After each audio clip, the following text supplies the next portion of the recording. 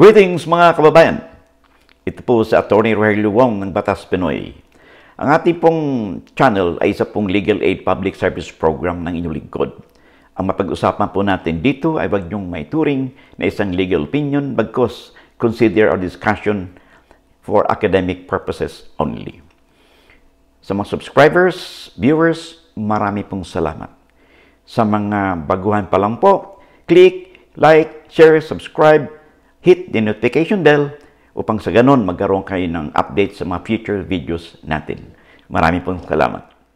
Ang ating pong topic sa episode na ito ay may kinalaman sa mga katanungan na natatanggap natin hinggil sa mga requirements, mga dapat gawin sa pagbili ng mga na-foreclose o na-remata na property. Kadalasan po, yung mga nagtatanong sa atin ay kadalasan ay hindi po nagkaroon sila ng surprise o nabigla po sila na nung binili na yung property, na foreclosed property, ay meron pala mga issues na napagsisihan nila na hindi nila napagbigyan ng pansin bago sila nag-decide na bilhin yung foreclosed property. Una po, ano ba yung tinatawag nating na-foreclose na property o narimata? No? Ito po yung mga naisan lang lupa o bahay, no? Na usually sinasanla po yan sa bangko o sa mga financial institution. Kung sa private man po na tao, pwede rin. Ito po ay kadalasan ay covered po ito na tinatawag nating real estate mortgage. Okay po? So, real estate mortgage. Okay? So, ito pong real estate mortgage ay ginagamit po yung lupa o bahay bilang collateral o security sa kanilang pagkakautang. At pag hindi po nabayaran yung pagkakautang sa takdang panahon, magkakaroon po ito ng foreclosure kung tawagin. Okay po? Pag sinabing foreclosure po, nag-default na po yung nagsanla, no? Kadalasan po nito sa mga bangko o kaya sa Pag-ibig, marami pong mga bumibili ng lupa sa Pag-ibig, no? Na yung iba naman po ay hindi alam ng mapasikot-sikot muna, hindi muna nagtanong sa Pag-ibig o sa bangko, ay basta na lang po sina bumili, no, ng property. Yung pala hindi nila alam na foreclose na po ito. Ito po yung kadalasan yung tinatawag nilang assumption of mortgage or deed of assignment of mortgage o deed of assignment with deed of sale of mortgage. Kung saan naka-mortgage yung property at binenta, i-assume mo na lang yung balance. No? Akala naman nila, ganun lang kasimple. No? Pag sa bangko po kasi o sa mga financial institutions, tandaan po natin na bago kayo bumili o bago kayo pumayag na mag-assume ng balance, kinakailangan mo nang mag-exercise kayo ng due diligence at tingnan, usasain mo niyo sa bangko kung ano bang status ng nasabing property at whether or not allowed ba, ano bang mga terms and condition kung sakali mang bibilhin mo o i-assume mo yung mortgage. Okay po? But ibang usapan po ito. Ang ating pong pinaka-main concern dito ngayon is ano ba yung dapat ninyong gawin kung kayo ay bibili ng foreclosed property? Okay po? Una, pag foreclosed property po, tulad ating nabanggit na, ito po yung narimata na. Okay? Nagkaroon na po ito ng auction sale. Okay po? Sa batas po kasi, pag ang property narimata o na foreclosed, okay, yung pong mortgagee ay hindi po automatic na maging may-ari na siya doon sa lupang nakasangla sa kanya. Bawal po yan. Ito po ilabag sa ating batas o it's contrary to public policy kasi po ito ay maituturing pactum commissorium. Kaya, pag yung property po ay na-foreclose, narimata, ay obligation po ng mortgagee na ito po ay isa subject sa auction sale. So, kung ito man po yung auction sale, mag-apply po, kung extrajudicial man po ito, pag sinabing extrajudicial po ang foreclosure, hindi na po ito dadaan pa sa proseso ng korte except yung mortgagee, mag-file na lang po ng notice of foreclosure doon sa clerk of court, no, ng executive judge ng korte o sa RTC na para ma-foreclose yung marimata yung property.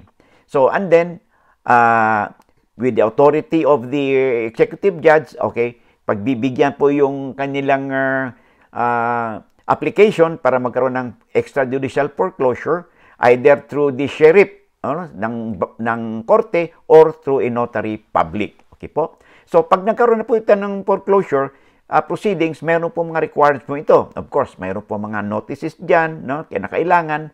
At ito'y masunod sang-ayon sa ating batas, pinaiiral na batas. So, pag nagkaroon po ng auction sale po ito, mayroon pong tinatawag na highest bidder. Kung sino po yung manalo doon sa highest bidder, ay siya na po yung tatanghalin na magiging bagong may-ari nung sa property. Okay po? Ngayon, ayon sa batas po, pag ito'y extrajudicial foreclosure ang nangyari o foreclosure ng isang financial institutions, meron pong 1-year redemption period yung may-ari ng lupa kung saan tubusin, no? Tubusin yung foreclosed property. At yung 1 year na yun po ay recon yan from the date of registration ng sale with the Register of Deeds. So, after that, after the 1-year redemption period, kung hindi po ito na-redeem nung nagsanla, ay magiging final sale na po yung property. Kadalasan po, ito po yung mga ino-offer ng mga financial institutions na pinagbibili po nila sa public. Okay? Nababasa po nyo sa dyaryo, for sale, no, foreclosed properties, no, mura lang po yun, nakalagay doon, naka-advertise po sa kanila. Now, ito po yung ating babantayan. Hindi porke po na foreclosed na po ito, no, okay na lang kayo. Kadalasan po kasi, yung foreclosed properties ay pinagbibili po yan on as is, where is basis. Ibig sabihin yan, daw po kayo, basta yung financial institution, binibenta sa inyo yan, kayo na yung bahala doon sa property. Binibenta nila yung property, kung ano man yung physical condition ng property, yun na yun. Wala po silang mga warranty na, minsan, na-foreclose na, pinagbili. Hindi ninyo na-inspection. Kailan inspeksyonin po ninyo, ano ba yung physical condition ng bahay na na-foreclose na? O ano bang physical condition ng lupa na na-foreclose? Kadalasan po, o may mga nangyaring ganyan, yung na-foreclose na lupa, halimbawa, ay puno naman ng squatter. No? Nangyari na po yan sa mga kliyente natin noon. Na-foreclose yung, bumili sila ng property, foreclosed property, only to find out na ang dami palang squatters o informal settlers na nakatira doon. O di naman kaya, hindi nila alam na merong occupants doon sa property na yun. Na-surprise sila nung bilhin na nila, akala nila, gano'n na lang, nung pupuntahan nila, para lilipat na sila, meron palang mga nakatira doon. No? Kasi maaring yung guardian ng financial institutions ay nagkaligtaan ito, kaya may naalsa na awa, ay pinatira ito. Hindi naman kaya, kinokontest pa yung may-ari ng lupa, yung foreclosure, nagkaroon pa ng kaso. So, these are the things na dapat ninyong babantayan pag kayo bibili ng foreclosed properties. Required pa rin na you should exercise due diligence in order to find out the physical and legal conditions of these properties. Of course, yung sa titulo, madali na yun eh. You could check with the Register of Deeds. What is the status of the property? O ito ba'y walang asunto? Wala ba itong paghahabol? Walang adverse claimants doon sa foreclosure, halimbawa? O, wala ba itong less pendants o nakapending na kaso? Wala ba itong attachment, whatever? Mga liens, halimbawa. You have to check this out. And not only that, you have to inspect the physical and be satisfied with the physical conditions of the property or the house and lot. Kasi kung minsan po, yung palang bahay na nabili ninyo, na na-foreclose na, pag pinasok niyo sa loob, marami na pong nawala doon, mga fixtures. Wala na po yung mga grills ng bintana. Yung pinto, maaaring nanakaw na. Yung mga water closet sa CR natin, wala na pala, o na-vandalize na. These are the things na dapat ninyong tingnan. And you should be satisfied. Dapat tingnan ninyo kung talagang ano yung actual conditions nito. At meron ba nakatira dito? Kasi kung meron po nakatira dito, although karapatan ninyo na paalisin sila, again, it will take a while. It will take time.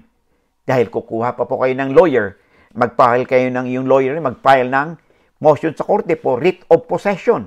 No? At definitely, mapapaalis din po yung nakatira doon, but it will take a while. Gagastos kayo sa, maabala po kayo, gagastos din po kayo sa lawyer and all these things. At wala kayong peace of mind. Akala ninyo, nakamura nga kayo, but because you failed to exercise due diligence, nagkakaroon tuloy kayo ng problema. So in a nutshell po, yan po ang mga dapat natin tandaan bago kayo bumili ng foreclosed properties. Okay po? Usually po kasi yan, pag foreclosed property, lalo na galing sa financial institutions, dumaan po yun sa kanilang legal department. So in terms perhaps of the integrity of the title, medyo wala tayong problema doon. Genuine siguro yung title. Okay? But, again, no, marami din mga cases na nakakaroon ng mga anomalies dito po sa mga titulo ng lupa na kumisan yung iba ay naisanla using mga fake signatures, mga perjuries na ganun. These are the things na at kinokontest na ito ng tunay na may-ari. So nagfile ng adverse claims at nalaman na lang niya na nagkaroon ng foreclosure after the fact na mayroon na. So this could be a threat or a problem, no, later on. So there's no substitute for exercising due diligence o iba yung pag-iingat bago kayo bumili ng foreclosed properties. Okay?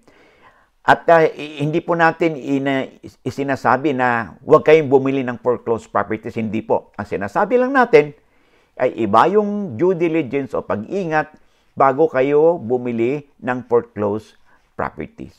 And then, kung kayo naman po ay inaalok na hindi pa na-foreclose o na-foreclose naman ito hindi, inaalok kayo na mag-assume kayo ng real estate mortgage or assumption of balance, deed of assignment with assumption of real estate mortgage, ay mag-iingat din po kayo rito. You have first to confer with the mortgagee, yung bangko, kung ano ba yung status nitong account nito, active pa ba ito, na-foreclose na ba ito, marami ba itong arrears, okay?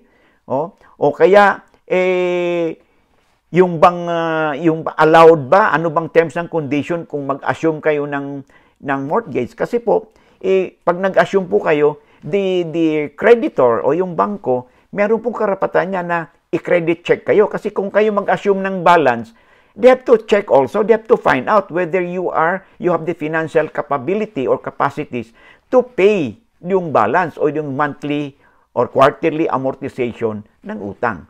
So, kinakailangan din na malaman ito ng mortgagee. Okay po? So, we hope na yung ating mga tips nito ay magkaroon po sa inyo ng isang kaaralan, no? Upang magamit po ninyo kung sakali mang kayo may pag-deal sa mga foreclosed property. Hanggang dito na lang muna tayo. At kung meron kayong mga suggestions pala o mga sa inyong comments, no? Down below, i-suggest po ninyo kung ano yung topic na dapat nating mapag-usapan sa ating channel. At sa abot po ng ating makakaya, ay titingnan po natin if it is feasible for that topic to be discussed in our channel. Hanggang dito na lang at hanggang sa muli, maraming pong salamat.